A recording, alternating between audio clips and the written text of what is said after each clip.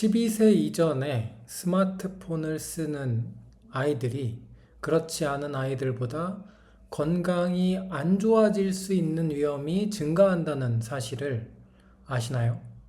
자, 오늘은 지난달에 있었던 건강 뉴스들 중에서 눈에 띄는 뉴스들을 함께 살펴보고요. 아유르베다 관점에서도 이야기할 수 있는 부분들을 한번 짚어보도록 하겠습니다. 안녕하세요. 저는 히타유 아유르베다 전문의 백두산입니다. 매주 토요일 아침 7시 건강에 관련된 다양한 내용들을 아유르베다의 관점에서 전해드리고 있습니다. 오늘의 주제를 시작하기 전에 좋아요, 구독, 알림 설정 부탁드리겠습니다. 자, 그리고 히타유 아유르베다 아카데미를 운영하고 있습니다. 히타유 아유르베다 아카데미에서는 아유르베다 경전을 함께 공부하는 공부 모임도 하고 있고요. 그리고 매월 여러 가지 건강의 주제들을 가지고 특강을 진행을 하고 있습니다. 이번 달에는 건강한 삶을 위한 태도, 마음에 대한 주제를 가지고 특강을 진행하고 있으니까요. 그리고 내년부터 균형 있는 삶을 위한 12주라는 새로운 프로그램도 함께하고 있으니까 삶에서 가장 기본적으로 건강한 삶을 살기 위해서 기본적으로 알아야 되는 그런 원칙들을 매주 하나씩 직접 배워보고 실천하는 실천형 프로그램이니까 내가 혼자 건강한 삶의 어떤 이런 생활 방식을 바꾸는 것이 어렵다고 느끼는 분들은 내년 1월부터 시작하는 균형 있는 삶을 위한 12주 프로그램에 동참해 보시는 것도 좋을 것 같습니다. 프로그램의 정보는 제가 더보기란에 함께 남겨두도록 하겠습니다. 자, 그럼 오늘의 이야기 시작해 보겠습니다. 자, 첫 번째 뉴스는 이런 뉴스를 가지고 왔어요. 자, 12세까지 스마트폰을 사용하는 어린이는 건강 문제 위험이 더 높다는 연구 결과가 나왔습니다. 그래서 새로운 연구에 따르면 스마트폰을 소지하는 것은 12세 미만의 어린이에게 해로울 수 있습니다. 소아과학에 발표된 연구에 따르면 청소년기 초기에 스마트폰을 소유하는 것은 정신건강 문제 및 비만 위험 증가와 관련이 있는 것으로 나타났습니다.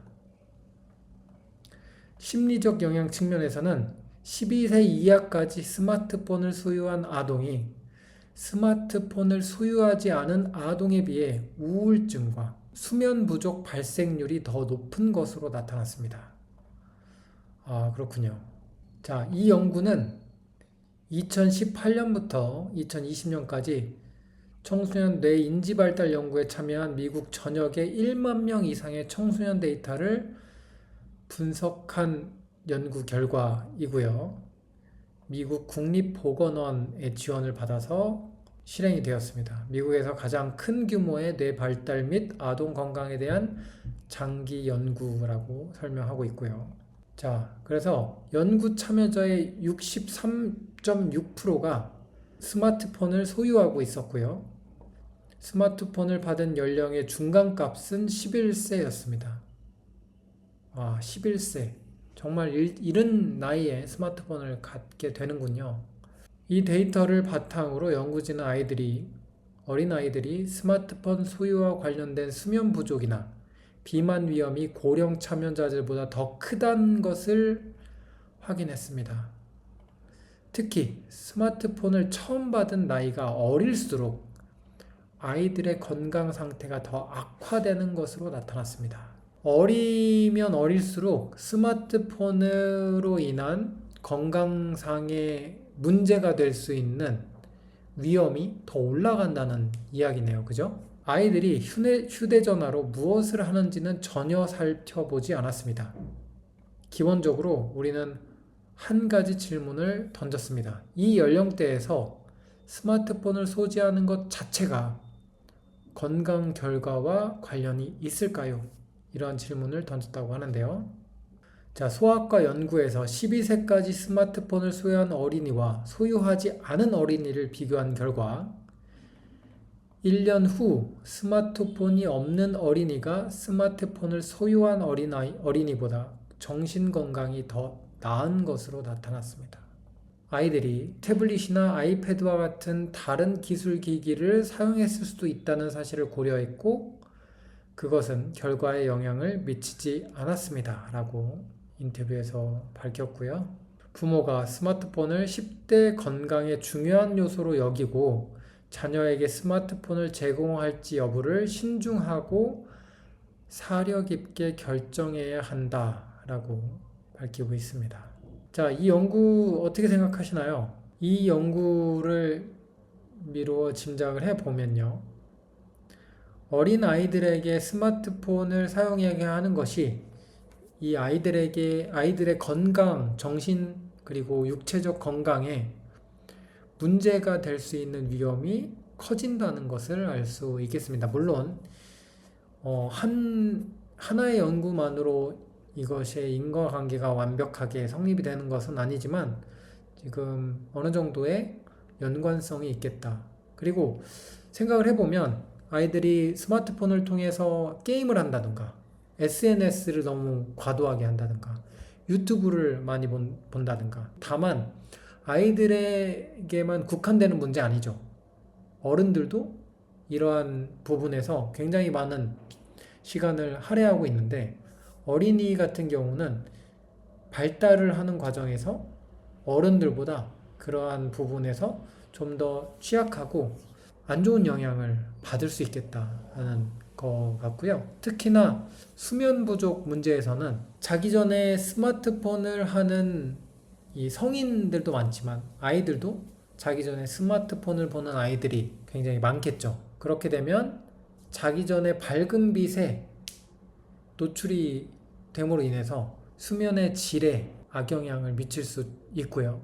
그럼으로 인해서 수면 부족의 문제들 그리고 그것을 보느라 늦은 시간까지 잠을 이루지 못하는 아이들이 많이 있을 수 있고요.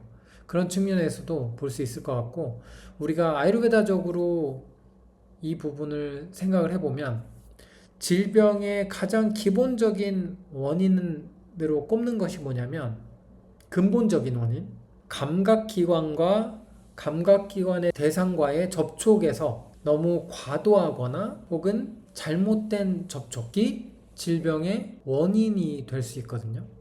그래서 스마트폰 같은 경우에 시각적인 측면도 있을 거고 그리고 요즘은 아이팟 같은 것들을 많이 끼고 있죠.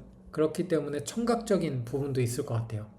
그래서 과도한 지나친 감각기관과 감각의 대상이 되는 과의 접촉이 너무 오래도록 지속되고 지나치는 경우 그리고 이러한 것들이 너무나 자극적이고 혹은 혐오감을 일으키거나 그리고 감정적으로 부정적인 측면이나 폭력적인 이런 여러 가지 이런 감각의 대상이 됐을 때 그러한 것들은 잘못된 접촉에 포함이 되거든요.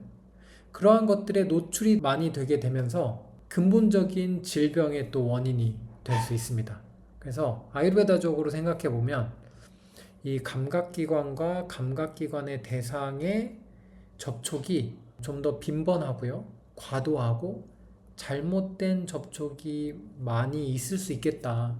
그리고 어린 나이에 그것이 시작됨으로 인해서 그것이 아이들의 건강에 안 좋은 영향을 미칠 수 있겠다라고 생각을 해 볼 수 있겠습니다. 자, 그래서 이 연구가 지금 기사에서 이야기한 연구인 것 같은데요. 자, 스마트폰 소유율, 스마트폰 습득 연령 및 청소년 초기 건강 결과라는 제목의 연구입니다.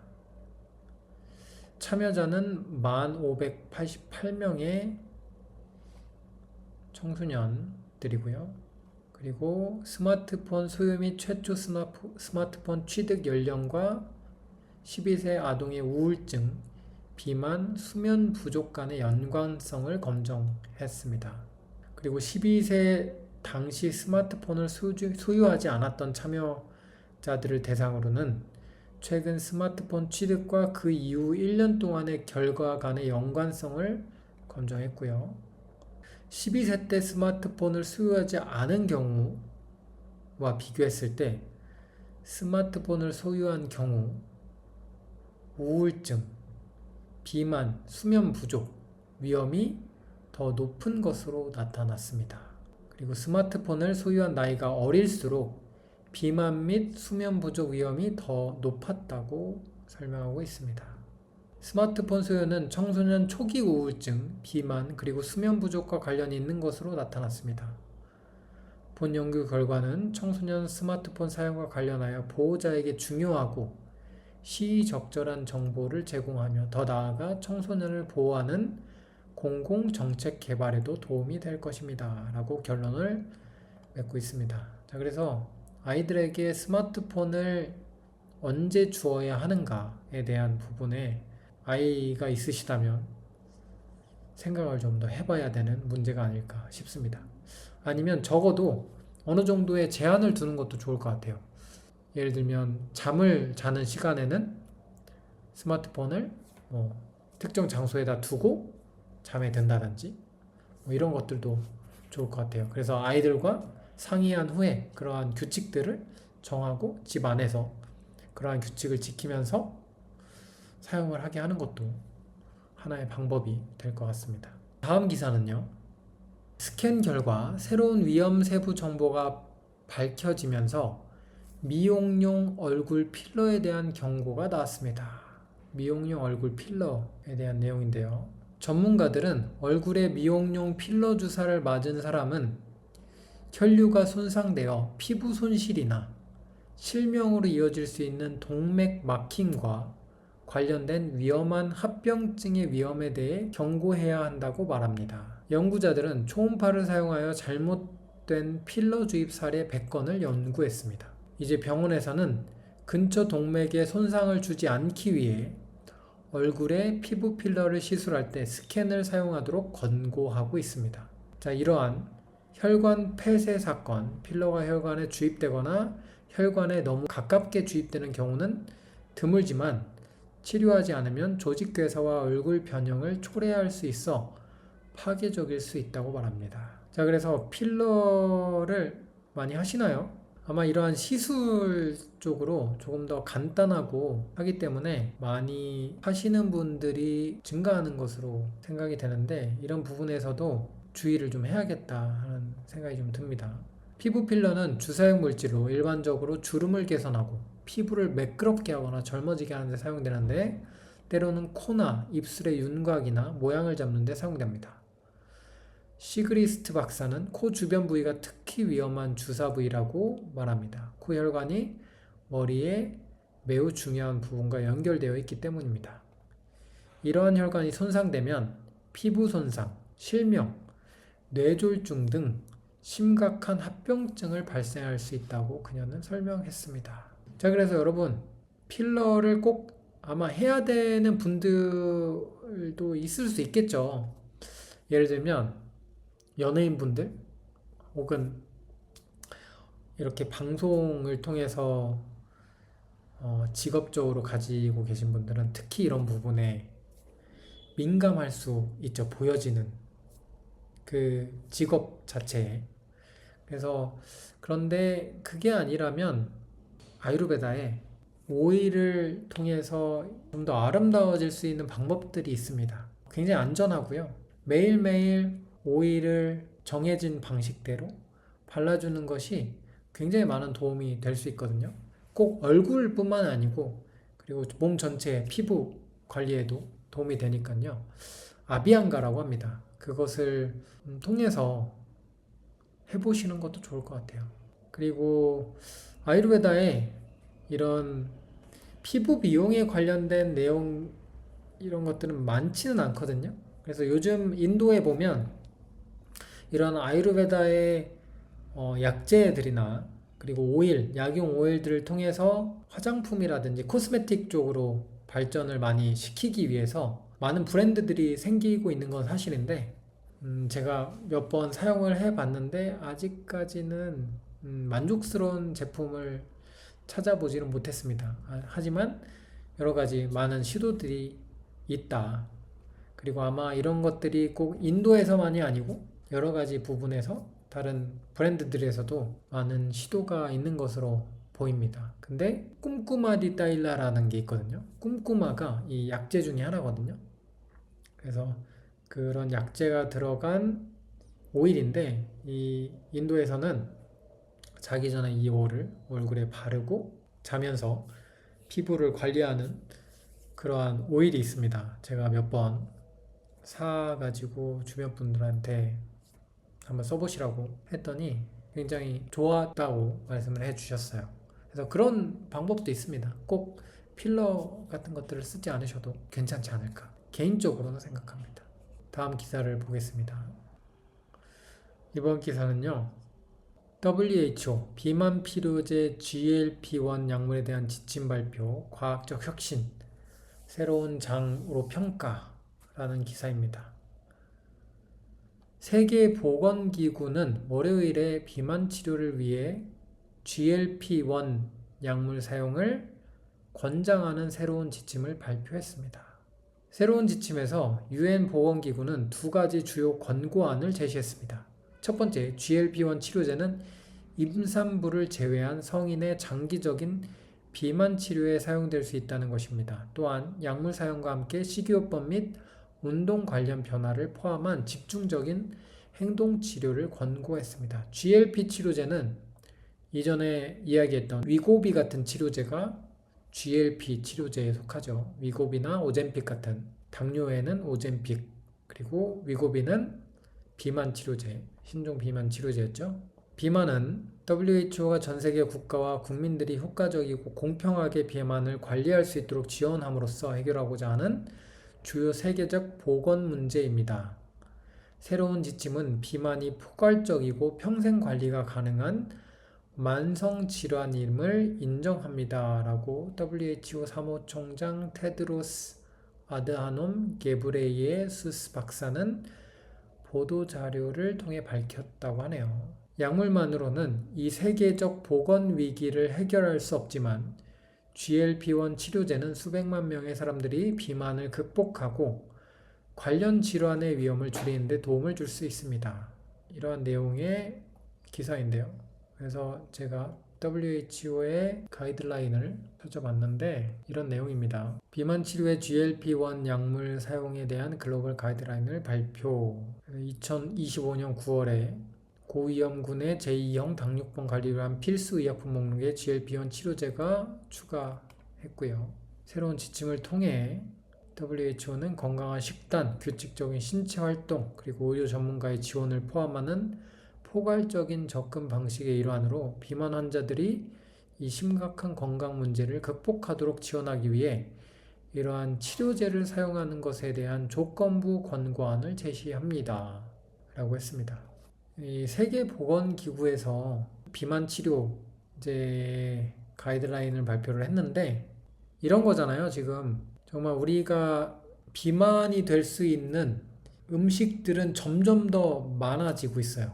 달고 짜고 너무 자극적이고 맛있는 음식들이 범람하고 있습니다. 이런 상황에서 자, 이러한 음식들을 먹어서 살이 점점 더 많이 찌니까 그러면 이제는 그러한 비만을 치료하기 위한 약물을 사용해서 그거를 치료하자라고 하는 거잖아요. 그런데 상대적으로 또 이러한 음식들은 점점 더 다양해지고 많아질 건데 그러면 우리는 이 약을 통해서 비만을 평생 관리를 하는 관점이 되는 건데 이러한 음식은 계속 먹고 그리고 내가 살이 찌고 할 때 이러한 약물로 도움을 받고 그래서 그거를 계속해서 관리를 하자는 관점인 것 같아요.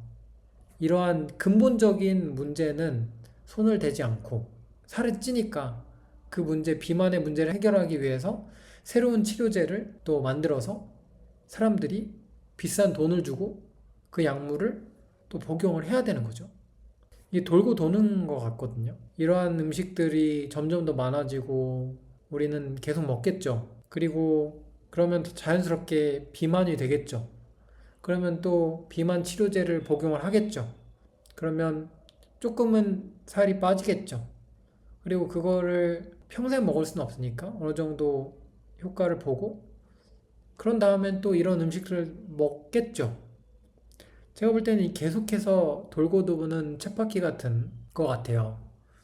근본적인 기본적인 생활의 음식과 생활의 방식을 그런 큰 방향을 바꾸는 노력이 정말 필요할 것 같습니다. 그래서 여러분도 이 문제, 비만에 대한 문제를 어떻게 접근할 것인가에 대한 부분도 한번 잘 생각해 보시기를 바랍니다.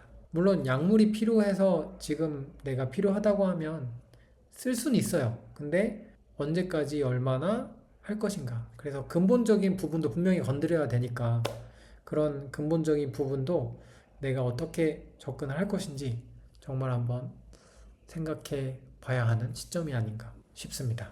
자, 여기까지 여러 가지 눈에 띄는 뉴스를 살펴봤습니다. 매주 토요일 아침 7시에 영상이 나갈 거니까요. 저는 또 다양한 주제를 가지고 아유르베다의 관점에서 이야기를 나눠 보도록 하겠습니다. 다음 주는 질병 인사이트 시간입니다. 그래서 특히 감기에 대한 이야기를 나눠 보도록 하겠습니다.